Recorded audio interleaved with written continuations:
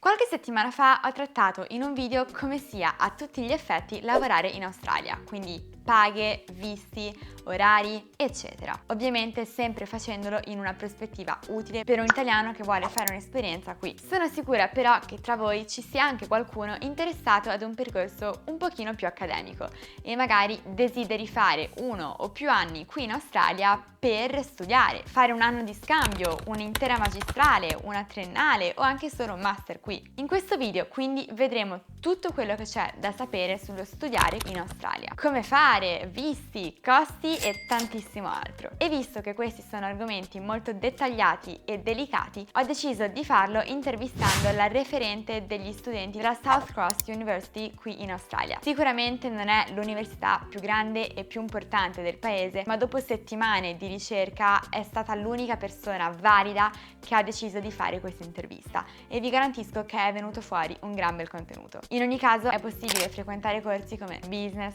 finance, giurisprudenza e tantissimi altri. Hi, my name's Claudia. I've been working at Southern Cross for 4 years. Beh, però prima di tutto chiariamo com'è la struttura universitaria in Australia. Anche loro hanno 3 anni di triennale, poi la magistrale, poi il master. O è diverso? So in Australia you have a bachelor's degree, so this will either be 3 or 4 years. After that you can do a postgraduate program, so that might be a postgrad certificate or diploma, or most likely masters, which is about sort of 1 or 2 years. And then from there you can go on to do further study, like such as a PhD. We've also got preparatory courses that you can do before starting your bachelor's degree. So, want a little bit more sort of practice, before going to uni, so they can do that over the summer break after finishing school. Nice. Or in the first year and then start university the following year. Poi, come non chiederlo, ma quanto deve pagare uno studente internazionale per studiare in Australia? So studying as an international student is more expensive than studying as a domestic local student. It really depends what university. The majority of the universities in Australia are public, but then we also have our private institutions as well. In Australia, the way it works is that degrees are sort of based on the amount of resources that might be involved in the degree, like whether it's particular facilities or equipment or teaching staffing. Also, the demand of that particular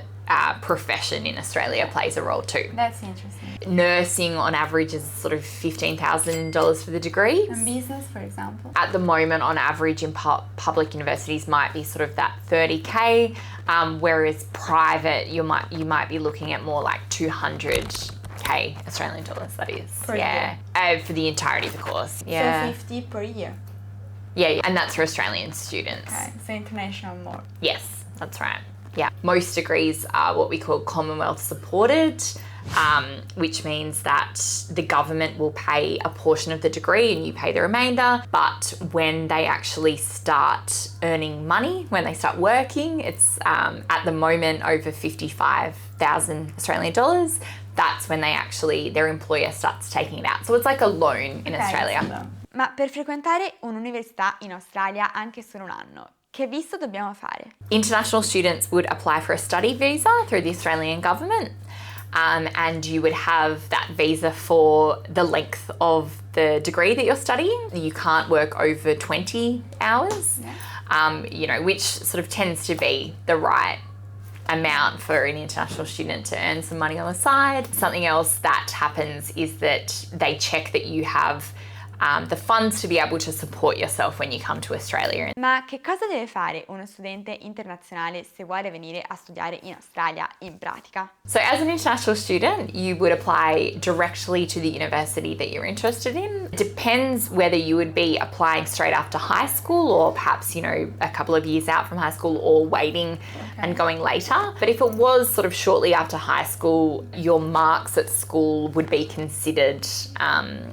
by the university admissions team, and then they would sort of translate what that would look like if you were an Australian. You also need to do an English test for most universities, and that comes into getting the visa as well. Mettiamo che voglia andare in Australia a studiare. Che programma le università qui offrono? Degli scambi? una laurea triennale, una magistrale? You could come over for your bachelor's degree, you could study overseas and then come over for your postgraduate study, such as your master's. Yeah, for the majority of courses, you're able to come over as an international student. Do you know how many hours a student have to study in a day? You know, there are some degrees where you're looking at sort of 15 hours a week. So you're looking at sort of maybe 3 short days, but then there are some which are almost sort of like a full-time study load. It sort of depended on the semester. I was able to work and, you know, have a social life and...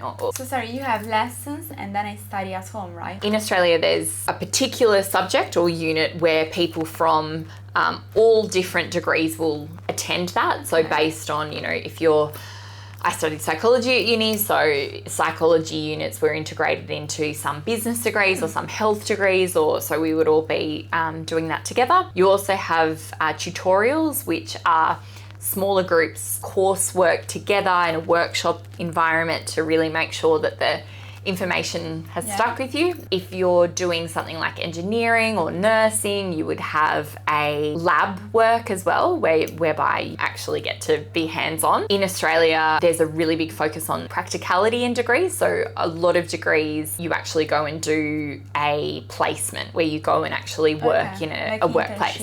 Every student is going to need to do their own personal study. So you can either do that in the library, on campus, or you might want to do that at home. When you're doing your assignments, for instance, or you're studying for an exam, you can sort of, on average as a full-time student, I would say that's sort of 30 to 40 hours, like in total, really. Poi come funziona la struttura degli esami? Ne hanno tot per anno? Come in Italia hanno le sessioni? Come sono organizzati? There's some degrees where exams have actually been phased out altogether. The mark is actually based on coursework and sort of smaller tests like throughout the semester, rather than having all of, you know, the weight on that final exam. Yeah. But at other universities, you would do one exam per unit, which is the name for a particular subject. So you tend to do about 8 exams per year. They tend to be written or online. Rarely are they oral exams. Okay. Yeah. Poi una domanda che può sorgere spontanea, ma la laurea che ottengo in Australia poi è valida anche in Europa? Perché in effetti se la struttura dei corsi è così diversa dalla nostra, potrebbe anche non esserlo. Studying in Australia and then returning to your home country or home continent, it depends on the profession and the degree. There are some sort of technical degrees whereby it's important to have that local context.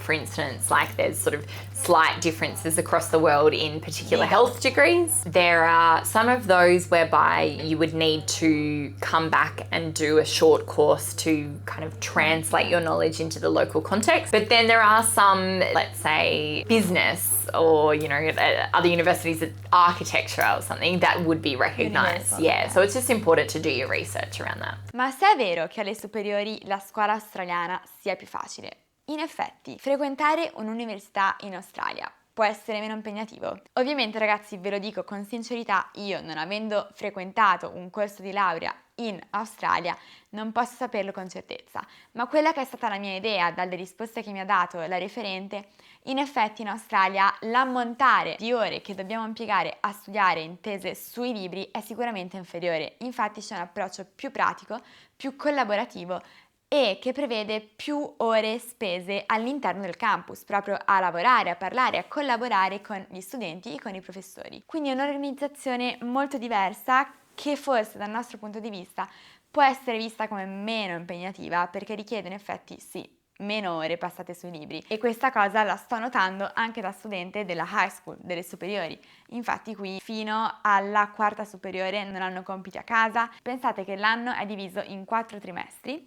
Ogni fine di trimestre prevede un esame e tutti gli insegnanti danno già le domande che faranno nel grande esame, quindi capite bene che oggettivamente sì, è più facile. Ed è interessante capire se in effetti tutti gli approfondimenti che facciamo in Italia, lo studio del latino, lo studio della trigonometria avanzato, studiare la fisica fino alla fine, anche se non vogliamo fare qualcosa che ha a che fare con questa, porti effettivamente benefici. Vale la pena andare così a fondo di ogni argomento, anche se sappiamo che poi non c'entrerà nulla con quello che vorremmo fare, oppure può avere senso prendere un approccio un po' più simile a quello australiano, americano, dello studio di cose più pragmatiche e effettivamente che torneranno utili nella nostra vita?